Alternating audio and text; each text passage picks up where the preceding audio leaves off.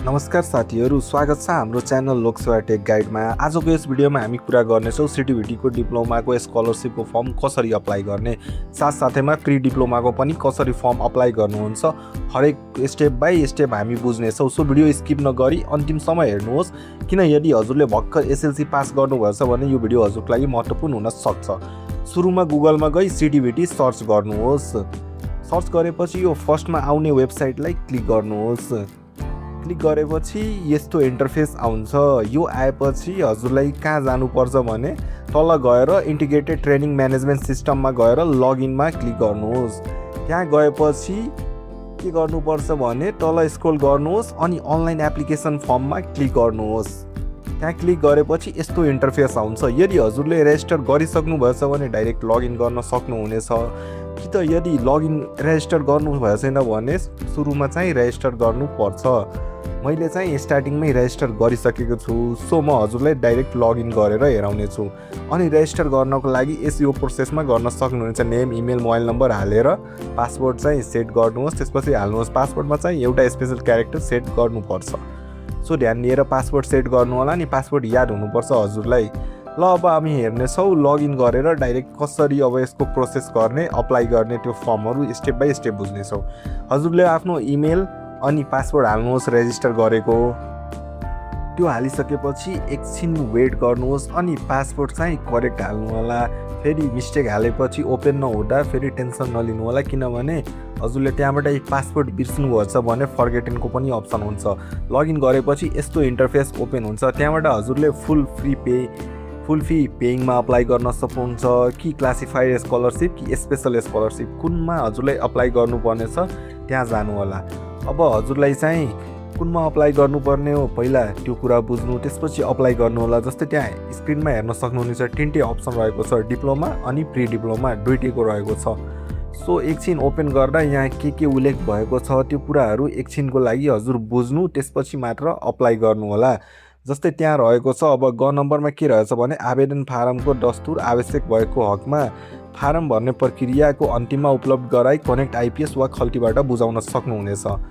अर्को त्यस्तै घ नम्बरमा हाम्रो के रहेछ त्यो अब हेरौँ है। फारम भर्नु पूर्व सम्पूर्ण आवश्यक कागजातहरू हुन्छ नि, सक्कल ओरिजिनल चाहिँ स्क्यान गरेर तयार गर्नुपर्छ अनि त्यही अब अपलोड गर्नुपर्छ। कुनै बेला के हुन्छ नि, जस्तै 500 KB भन्दा कम माग्छ डकुमेन्टहरू, कुनै बेला त्यसभन्दा बढीको डकुमेन्ट माग्छ, त्यो सबै हिसाबले अपलोड गर्नुपर्छ। त्यस्तै रहेको छ। अर्को अब हामी के हेर्नेछौँ, जस्तै 1 नम्बरमा के रहेको छ भने हालसालै खिचिएको फोटो पासपोर्ट साइज जुन हुन्छ नि त्यो अपलोड गर्नुपर्छ। सो हजुरलाई यो फर्म अप्लाई गर्नु अघि चाहिँ पहिला फोटो एउटा क्लिक गर्नुपर्छ। हजुरको एसएलसी पास आउट भइसकेपछि वा ड्रपर हुनुहुन्छ भने पनि हालसालको खिचेको फोटो चाहियो। त्यस्तै 2 नम्बरमा के छ भने नेपाली नागरिकताको नाबालकको हकमा चाहिँ जन्म दर्ताको प्रमाणपत्र बुझाउनुपर्छ। सो धेरै जसो साथीहरूको एसएलसी पास भएपछि चाहिँ नागरिकता बनिहाल्छ। यदि हजुरको उमेर पुगे छैन, नागरिकता बने छैन भने त जन्म दर्ता कन्फर्म नै होला नि, त्यो बुझाउँदा पनि हुन्छ यहाँ। अनि स्क्यान गरेर गर्नुपर्छ। स्क्यान गर्नको लागि म रिकमेन्ड गर्छु क्याम स्क्यानर है। 3 नम्बरमा रहेको छ न्यूनतम शैक्षिक योग्यता। जस्तै +2 पास गर्नुभएछ कि मात्र एसएलसी दिएर अप्लाई गर्न चाहनुहुन्छ भने हजुरको एसएलसीको क्यारेक्टर सर्टिफिकेट र ट्रान्सक्रिप्ट अपलोड गर्नुपर्छ। सो यो अप्लाई गर्नु अघि चाहिँ त्यो डिटेल्सहरू चाहियो। अनि सरकारी र सामुदायिक विद्यालयमा पढेको हकमा चाहिँ सरकारी विद्यालयमा पढेको प्रमाणित गराएर सम्बन्धित विद्यालयबाट गराएर यहाँ अपलोड गर्नुपर्छ स्कलरसिपको लागि। अनि ध्यान दिनुहोस् साथीहरू, स्कलरसिप भनेको सरकारीमा पास आउट भएको विद्यार्थीको लागि मात्र हुन्छ। अनि प्राइभेटबाट पास आउट गरेको एसएलसी वा एसई गरेको विद्यार्थीहरूले मात्र फुल पेइङमा पढ्न पाउने अवसर पाइन्छ, स्कलरसिप उहाँहरूले पाउँदैन।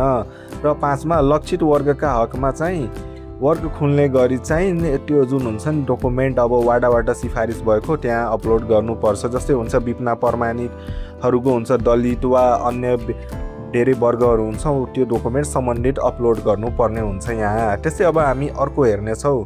फर इक्जाम्पल म एउटा अप्लाई गरेर हजुरलाई देखाउने छु।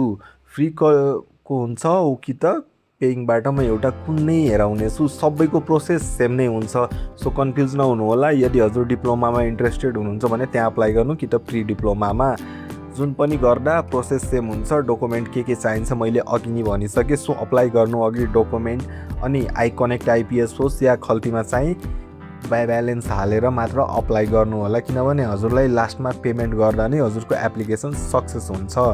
सो अब हामी हेर्नेछौँ कसरी अप्लाई गर्न सकिन्छ यो अनलाइन। र अर्को मेन कुरा म हजुरलाई छोटकरीमा भन्छु, क्लासिफाइड स्कलरसिप भन्नाले हजुरको डोनेसन माफ हुन्छ, अनि स्पेशल स्कलरसिप भन्नाले हजुरको पकेट खर्च, होस्टल खाजा, खाना, बस्न सबै फ्री हुन्छ। ल अब सुरु गरौँ कसरी अप्लाई गर्ने। हजुरले प्रोसिड सिलेक्ट गरेर खोल्नुहुन्छ भने यस्तो इन्टरफेस आउँछ। त्यहाँ हजुरले अब फिलअप गर्नुपर्छ डकुमेन्टहरूबाट इन्फर्मेसनहरू, जस्तै सुरुमा रहेको छ फर्स्ट नेम हजुरको जे डकुमेन्टमा रहेछ एक्ज्याक्टली सेम स्पेलिङहरू हाल्नु होला। त्यसपछि मिडल नेम इफ छ भने त्यो हाल्नु होला। लास्ट नेम सबैको हुन्छ, सो हाल्न नबिर्स्नु होला। त्यसपछि हजुरलाई सिलेक्ट गर्नुपर्ने हुन्छ जेन्डर, मेल या फिमेल सिलेक्ट गर्नु। डेट अफ बर्थ चाहिँ करेक्ट नागरिकताबाट वा जन्म दर्ताबाट हाल्नु होला। अनि यो चाहिँ सिलेक्ट गरिसकेपछि नेक्स्ट हुन्छ हजुरको, अब यो मन्थहरू सिलेक्ट गरेर ध्यानले सिलेक्ट गर्नु होला, मिस्टेक हुनसक्छ। त्यसपछि फादर मदर्सको कुनै एउटाको पहिला नाम लेख्नुपर्छ। जस्तै सिलेक्ट गरौँ फादरको, यहाँ मैले फादर सिलेक्ट गरेँ।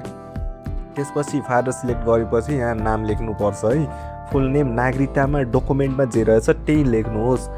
जस्तै म यहाँ लेख्दैछु, यो नेम लेखिसकेपछि त्यसपछि नेक्स्ट रहेको छ हजुरको रिलिजन चाहिँ अब कुन छ हजुरको सिलेक्ट गर्नु होला। कास्ट सिलेक्ट गर्न अप्सन हुन्छ, इफ अभाइलेबल छ भने त्यहाँबाट सिलेक्ट गर्नु, वा छैन भने अनआइडेन्टिफाइडमा क्लिक गर्न सक्नुहुनेछ। लास्टमा हजुरको कन्ट्री चाहिँ अटो आउँछ। अनि नेक्स्टमा अब हामीले गर्नुपर्ने इमेल अनि मोबाइल नम्बर त्यो चाहिँ हाल्नु होला। अनि इमेल यस्तो हाल्नु होला जो हजुरको पासपोर्ट थाहा होस् त्यो इमेलको, किनभने हजुरको एडमिट कार्डहरू त्यही इमेलमा आउँछ। त्यसपछि अब पर्मानेन्ट एड्रेस त्यहाँ सिलेक्ट गर्नु, province, district and municipality, ward नम्बरहरू। इफ टेम्पोररी एड्रेस सेम नै रहेको छ, अहिले त्यहीँ बस्दै हुनुहुन्छ गाउँमै भने त्यहाँ क्लिक गर्दा टेम्पोररी एड्रेस पनि सेम हुन्छ। वा काठमाडौँतिर आउनुभएछ प्रिपरेसन गर्न भने यहाँको करेन्ट एड्रेस हाल्नु होला। जस्तै काठमाडौँ बस्ने विद्यार्थीहरूको लागि चाहिँ प्रोभिन्स चाहिँ बागमतीको, डिस्ट्रिक्ट चाहिँ काठमाडौँ, अनि म्युनिसिपालिटी पनि काठमाडौँ हुनसक्छ, कसैको ललितपुर हुनसक्छ वा भक्तपुर हुनसक्छ। जहाँ बस्दै हुनुहुन्छ त्यो चाहिँ टेम्पोररी एड्रेस पनि सिलेक्ट गर्नु होला, इनकेस अर्को ठाउँमा बस्दै हुनुहुन्छ भने।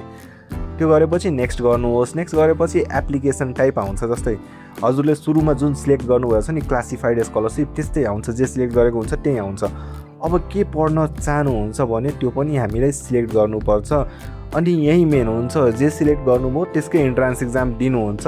इनकेस हजुरको नाम आयो भने त्यही स्टडी हजुरलाई पढ्नुपर्ने हुन्छ। जस्तै यहाँ अप्सन छ engineering, agriculture, tourism, hospitality, forestry, others, management and humanities. अब सपोज इन्जिनियरिङको सिलेक्ट गरेर म देखाउनेछु। त्यसपछि अब फ्याकल्टी पनि हुन्छ इन्जिनियरिङमा विभिन्न, जस्तै कम्प्युटर, सिभिल, इलेक्ट्रिकल, जियोमेट्रिकलहरू हुन्छ। हजुरलाई जे पढ्ने इच्छा छ नि, रिसर्च जेको गर्नुभएछ भने त्यही सिलेक्ट गर्दा हुन्छ।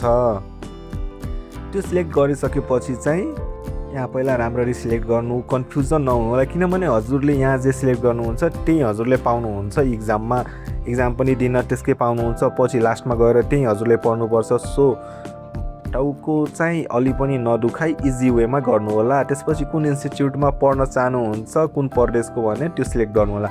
सपोज बागमती मैले सिलेक्ट गरेँ, अनि त्यसपछि हजुरलाई के हुन्छ नि प्रायोरिटी अर्डर पनि सेट गर्नुपर्छ, जस्तै इन्स्टिट्युटहरूको। अब त्यो सेट गर्नलाई चाहिँ कसरी गर्ने म त्यो पनि सिकाउनेछु। सो ध्यान दिएर भिडियो स्किप नगरी हेर्नु होला, मजाले म एक एक कुरा सिकाउनेछु। त्यो चाहिँ गर्नको लागि हजुरलाई त्यहाँ अब यहाँ माथिको जे लेखेको छ नि रेड लाइनमा, त्यो पनि एकचोटि आफूले पढे पनि बुझ्नु होला। अनि जुन इन्स्टिट्युटमा हजुरलाई प्रायोरिटी चाहियो नि, इनकेस हजुरको नाम आयो भने हजुरलाई यही कलेजमा एडमिसन चाहियो भने त्यसलाई चाहिँ फर्स्टमा हाल्नुपर्ने हुन्छ। त्यो अब कसरी हाल्ने भने त्यो हामी हेर्नेछौँ। र चाहिँ कलेज प्रायोरिटी अर्डर सेट गर्न चाहिँ एकदम सजिलो रहेको छ। जुन चाहिँ हजुरले टपमा हाल्नु छ त्यसलाई चाहिँ क्लिक गरेर स्क्रोल गरेर माथि लग्नुहोस्, नम्बरिङ मिलाउनुहोस्। जस्तै 1 नम्बरमा मैले त्यो गरेँ। त्यसपछि यो हजुरको बालाजु स्कुललाई मैले नम्बर 1 मा मिलाएँ। जुन चाहियो नि टप एटलिस्ट 5 वटा कलेज मिलाउनु होला। इनकेस हजुरको र्याङ्क राम्रो नभए नि त्यो टप 5 मा कुनैमा जान सकिन्छ। कलेज चाहिँ हेरेर आफ्नो नजिकको भएको कलेज वा पढ्ने इच्छा भएको कलेज मात्र सिलेक्ट गर्नु होला।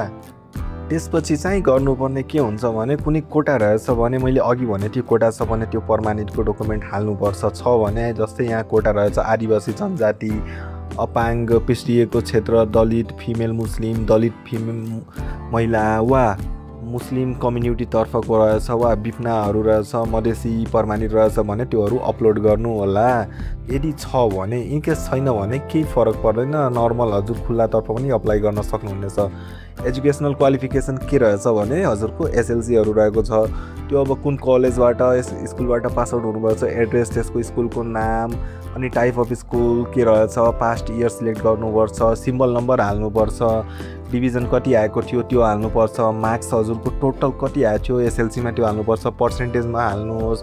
त्यसपछि जति आएछ मार्क्स अफ 10 इन इङ्ग्लिस सब्जेक्टमा कति आएछ त्यो पनि सिलेक्ट गर्नुहोस्, म्याथमा कति छ, साइन्समा कति छ, त्यो सबै रियल हजुरको सर्टिफिकेटमा जे छ नि त्यही सिलेक्ट गर्नु होला। नत्र पछि हजुरको स्कलरसिप पाए पनि पछि हजुरले त्यो अब गएर पढ्न सक्नुहुन्न फेक हाल्दाखेरि। सो केयरफुल भएर जे एक्ज्याक्ट रहेछ त्यही डिटेल्सहरू यहाँ फिलअप गर्नु होला। त्यो चाहिँ फिलअप गरिसकेपछि हजुरलाई यहाँ नेक्स्टमा क्लिक गर्नुहोस्। नेक्स्टमा क्लिक गरे फेरि अर्को इन्टरफेस आउँछ जहाँ हजुरले फेरि बाँकी डिटेल्सहरू फिलअप गर्नुपर्ने हुन्छ।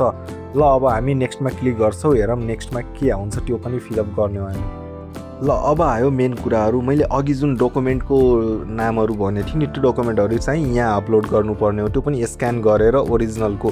मैले क्यामेरा स्क्यानरबाट स्क्यान गर्दा बेस्ट हुन्छ अघि नै भनेको थिएँ। स्क्यान गरेर यहाँ चाहिँ अब अपलोड गर्नुहोस्। त्यो चाहिँ 200 KB को हुनुपर्छ वा सोभन्दा कम हुनुपर्छ, त्यसभन्दा बढी भएकोले यहाँ चाहिँ लिँदैन। त्यो अपलोड गर्नुहोस्। त्यसपछि चाहिँ अपलोड गरिसकेपछि अर्को चाहिँ हजुरको ट्रान्सक्रिप्ट पनि अपलोड गर्नुपर्ने हुन्छ। त्यस्तै क्यारेक्टर सर्टिफिकेट हुन्छ जुन हजुरले स्कुललाई दिएको त्यो अपलोड गर्नु, मधेसी प्रमाणित छ इनकेसमा त्यो अपलोड गर्नु।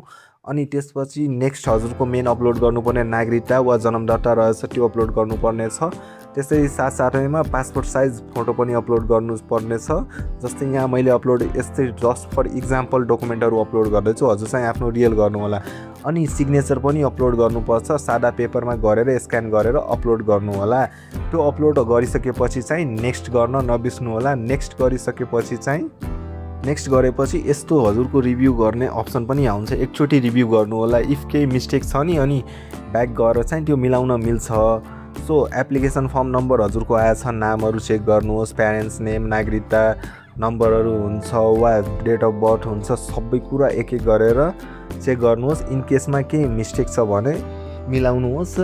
अनि सबै ठिक छ भने जस्तै यहाँ हेर्न सक्नुहुनेछ हजुरको कलेजको प्रायोरिटी अर्डर पनि यहाँ सबै सो हुन्छ, A to Z डिटेल्सहरू सबै ठिक छ भने त्यहाँ लास्टमा गएर नेक्स्टमा क्लिक गर्नुहोस्। नेक्स्टमा क्लिक गरिसकेपछि हजुरको सो यो नेक्स्ट गर्नु अघि चाहिँ राम्ररी हेरेर गर्नु होला। त्यसपछि हजुरलाई मैले अघि भनेअनुसार कनेक्ट आइपिएसबाट पेमेन्ट गर्न सक्नुहुनेछ। 1000 हुन्छ हजुरको स्कलरसिप तर्फको लागि, डिप्लोमाको लागि कि त खल्तीबाट बुझाउन सक्नुहुनेछ।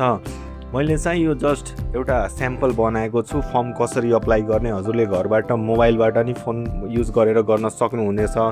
सो हजुरले एप्लिकेसन कम्प्लिट गरेर यहाँ डाइरेक्टली पेमेन्ट गर्न सक्नुहुनेछ। अनि जबसम्म पेमेन्ट गर्नुहुन्न हजुरको एप्लिकेसन कम्प्लिट चाहिँ हुँदैन। सो साथीहरू आजको भिडियो यहीँ समाप्त हुन्छ। यदि कोही हजुरको साथी हुनुहुन्छ जो CTEVT को डिप्लोमा लेभल वा प्री डिप्लोमा लेभलमा इन्ट्रेस्टेड हुनुहुन्छ अप्लाई गर्नको लागि, उहाँले यो भिडियो सेयर गर्न नबिर्स्नु होला। साथसाथैमा यस्तै भिडियो हेर्नको लागि हाम्रो च्यानललाई लाइक शेयर सब्सक्राइब गरेर हामीसँग जोड्न सक्नुहुनेछ। ल साथीहरू फेरि हामी भेट्नेछौँ अर्को महत्त्वपूर्ण भिडियोसँग। तबसम्मको लागि धन्यवाद।